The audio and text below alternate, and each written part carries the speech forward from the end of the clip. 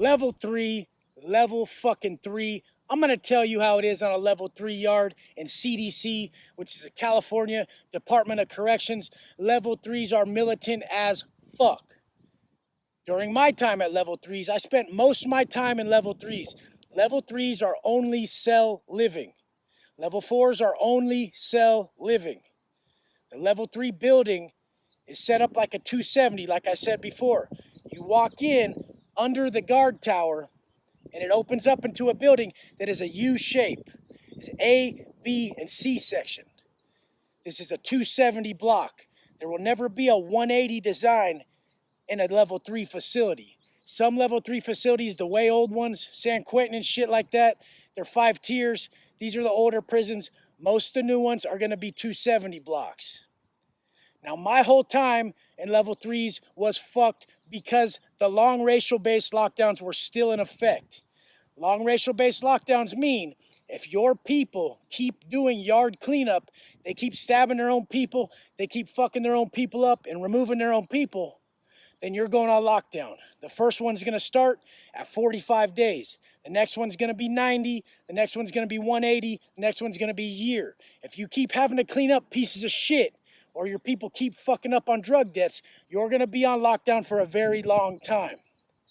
The crazy thing about the racial-based lockdowns, if it's your people, is that everybody else is going to be out and about in the day room, but you're on lockdown. So the homies, the blacks, the others, the norteños, everyone's going to be out programming except you. So you're just going to be in your cell like, motherfucker, trying to go out and hit this fucking yard, hit these bars. But you got to get down in the cell. Everyone's always asking, Wes, how do you get big in a motherfucking cell? Wes, how do you put on size in a fucking cell? The first way you put on size in a cell, you don't bitch out on putting on size in the cell. You get up every day and put your motherfucking work in. The realest thing is the pessimist will always complain about the wind, the optimist will always expect it to change, and the realist will adjust the motherfucking cells. We're the motherfuckers who will build weights. I will build weights and I will make a bodybuilding type routine in the motherfucking cell. I'm not going to do all that calisthenics bullshit and think I'm going to put on size. That just makes a fat dude have bigger titties. So these fools come out all saggy and shit because they just did calisthenics. They didn't understand how the body builds muscle.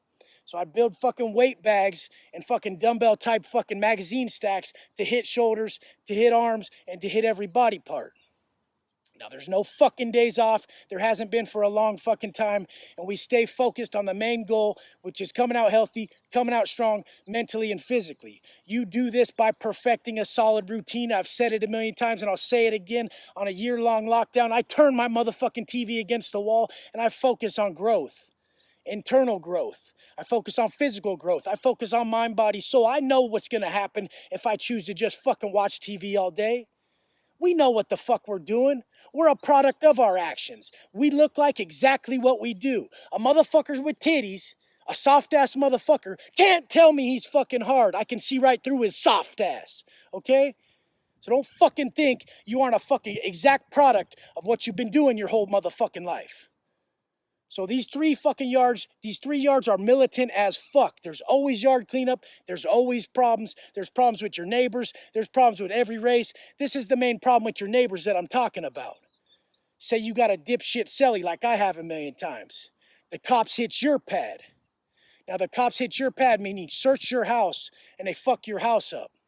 Now you got that loudmouth celly who couldn't keep his feelings in check and he talks shit to the cops. Now, the cops aren't stupid.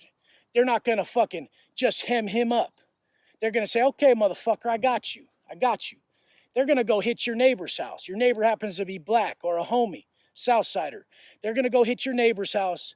They're going to fuck all his shit up times fucking 50. And they're going to say, hey, go thank your neighbor over there, that white boy who fucked your shit up. That's why we came and hit your house, fool. Being disrespectful on the block. That's why you're not disrespectful to COs. You're not disrespectful to anyone. Because anybody you're disrespectful to, it falls on your whole motherfucking race. This is something people need to learn out here. You don't disrespect anybody because you don't know who that person could be. We carry a high level of respect on these 3 yards. 3 yards are fucking the second most militant. It's got the second most politics. It'll never have a hands. I've never seen a no hands policy at a 3 yard. I've only seen that on a 4 yard. At a 3 yard, a white boy can go fucking call another white boy out into the cell and fucking handle his business. If he handles his business in another spot, there's usually going to be a problem. Some places will have a designated area where you could go get him up in the day room, but usually that's left for the cell. Now, in the fucking level 3s, you're going to spend a lot of motherfucking time in your cell, so you're going to need your hot pot for your coffee.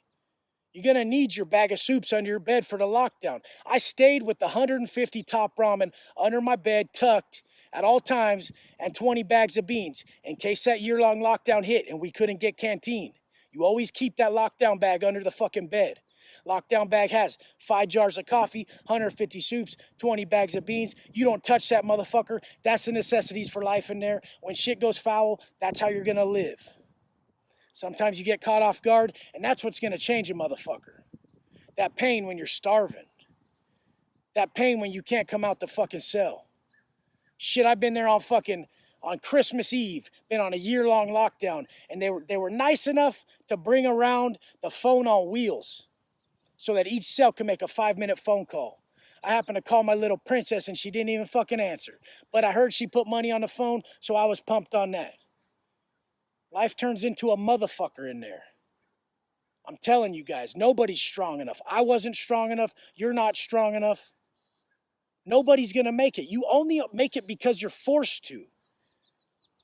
In a level 3 yard, most people, when you first get busted, most people with normal crimes are going to land a low level 3, which is going to be in the 30-point range.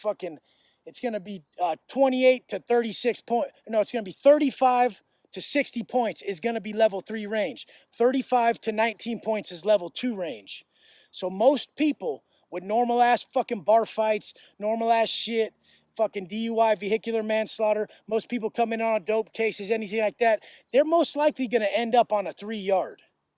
And even if you don't, you end up on a 2 yard and you're probably dumb enough to fucking get caught with some stupid shit. Or you're probably going to have to put in your motherfucking work like all you motherfuckers will have to if you want to be GP. So you'll come in with, say, 25 points on your first fucking term. Motherfucking white boys are going to have you put in work. That work's going to be 8 to 25 points no matter what it is. It's going to be a fight at the lowest. It's going to be SBI at the highest. So you're going to get 8 to 25 points on your initial 25 points you came in on. And that's going to put you at a level 3. Now you're at the level 3. You're with the big dogs. These are the motherfuckers who, it's just going to always be an issue. Level 3, level 4, that's the highest. That's cell living. It's a different life. The dorm living is completely different. I've seen it crack off at dorms even worse. We'll get to that later. But what I always want to stress to you guys is how fucking quick shit gets worse. You always think your life's bad, but think about how worse it can get so fucking quickly just by the decisions you choose to make. We need to be smarter than this shit.